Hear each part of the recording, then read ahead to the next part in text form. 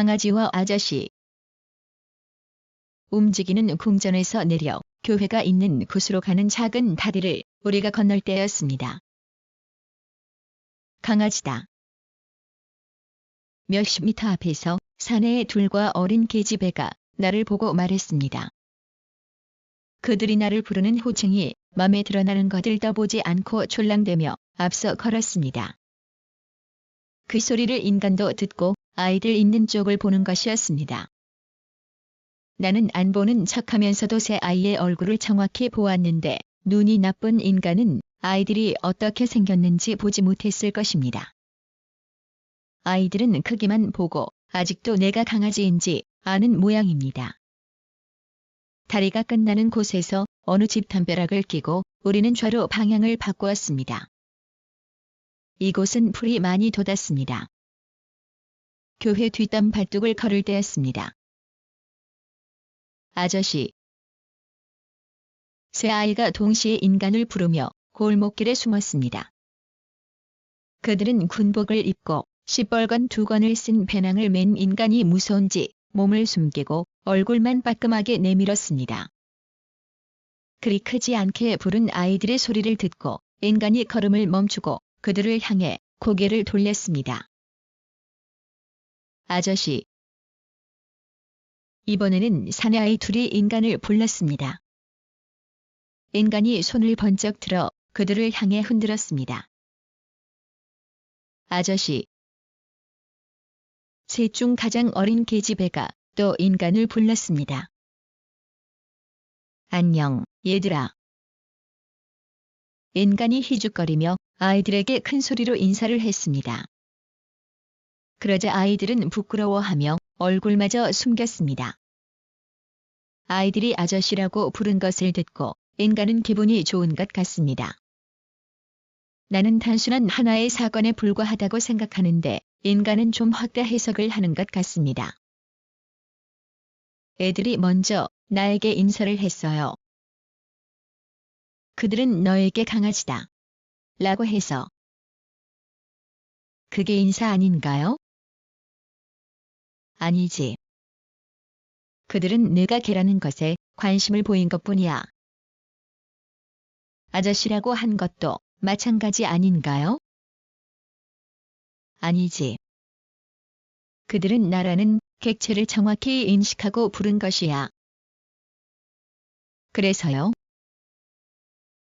나는 아이들이 나에게 아저씨라고 하는 말을 듣는 순간 기뻤고 지금도 마찬가지야. 왜냐하면 나는 그들로 인해 그들만큼 어렸을 적 내 기억을 떠올릴 수 있는 의지가 생겼기 때문이지. 내가 그 아이들처럼 작았을 때 나는 낯선 사람에게 호기심을 가지면서도 한 번도 당당하게 부르지 못해서 내 마을에서 자주 볼 수 있는 멋진 군인들이 멋있다는 생각을 하면서도 그들에게 아저씨 멋있어요. 하지 못해서 우리가 처음 보는 낯선 사람에게 호감을 가지면 생각이 발현하여 말을 걸고 싶은 충동이 생기는 거지.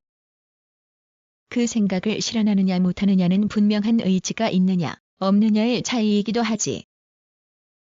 그러므로 어린 시절 나는 직관적인 인식으로 누군가에게 호감을 가지면서도 그가 처음 보는 남이라는 선입견의 의지를 표현하지 못했는데 반해 조금 전에 새 아이는 그들의 직관적인 인식을 그대로 표출한 거야. 저 아이들은 사고의 차원이 아니더라도 그들의 생각을 바로 표현하는 능력으로 한순간에 스치는 나와의 만남을 시도한 것으로 이 사실은 매우 중요한 것이지. 머리가 지끈거려요. 얼른 따라오기나 하세요. 나는 인간이 하는 말에 골머리 아파 앞서 산을 탔습니다. 도중에 나는 똥이 마려워 숲으로 들어가 마땅한 자리를 찾았습니다.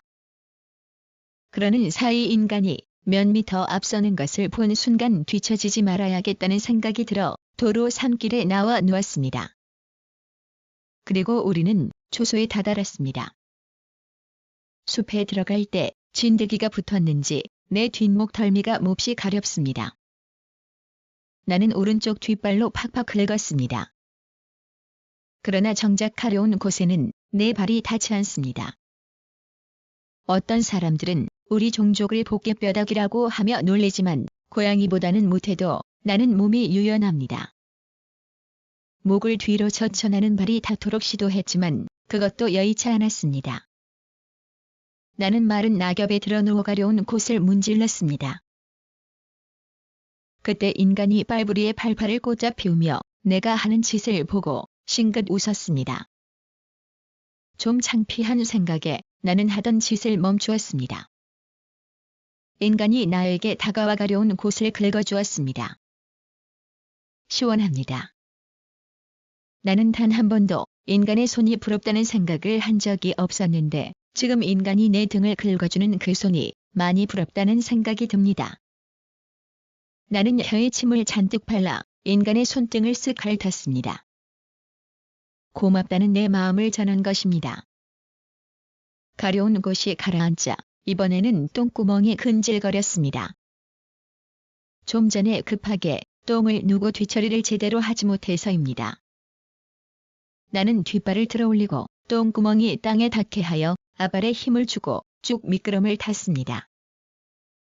이렇게 하면 휴지가 필요 없습니다. 인간들은 이 방법을 모르므로 휴지를 낭비합니다.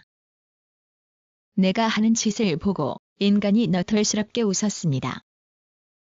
인간은 담배를 물고 초소 주변을 살핍니다. 어제 오후 하산할 때까지만 해도 보이지 않던 각시복꽃 한 싹이 청보라꽃을 피웠습니다. 이 식물은 꽃이 먼저 피고 나중에 꽃대보다 큰 잎이 자랍니다. 인간은 요 며칠 전부터 초소 주변에 몇 그루 있는 작은 좀나무를 매일 관찰합니다. 그는 그 나무의 이름을 알지 못합니다. 인간은 자주 한반도 식물 100거를 보면서도 아직 그 나무의 이름을 모릅니다. 나는 어깨 너머 딱 한 번 보았지만 그것이 고광나무라는 것을 압니다. 나는 알면서도 인간에게 가르쳐주지 않았습니다. 인간들은 남이 가르쳐주는 것은 쉽게 잊어버립니다. 스스로 알아야 그것이 오래도록 중추신경에 저장되었다가 후에 같은 것을 보면 바로 인식하게 됩니다. 인간이 이름을 모르는 좀나무는 흰 꽃봉오리가 아직 벌어지지 않았습니다. 인간은 꽃이 활짝 피어야 그 식물이 어떤 것인지 알 것입니다. 그 과정까지 인간은 벌레가 몸을 기는 듯한 스멀거리는 기분을 느낄 것입니다. 초소 구덩이에 오이풀도 돋았습니다. 건성으로 보면 초소가 있는 무악봉은 어제와 오늘이 다를 게 없습니다. 그러나 마음을 열고 자세히 들여다보면 매일 새롭습니다. 자연의 생명력을 느낄 수 있습니다. 2009년 4월 12일